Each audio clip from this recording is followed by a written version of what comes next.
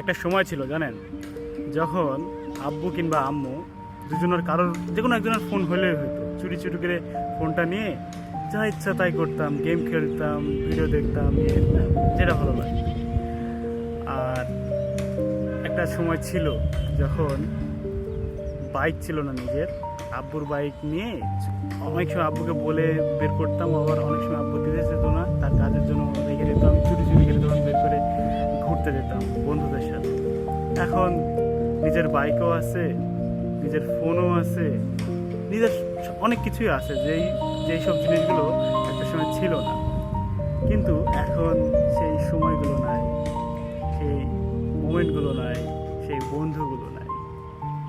জিনিসপাতি সবগুলোই আছে, কিন্তু সময়টা চলে গেছে। বড়ই আজব জিনিস সময়, আস্তে আস্তে পরিবর্তন হয়ে বাস্তবতা দেখা যায়।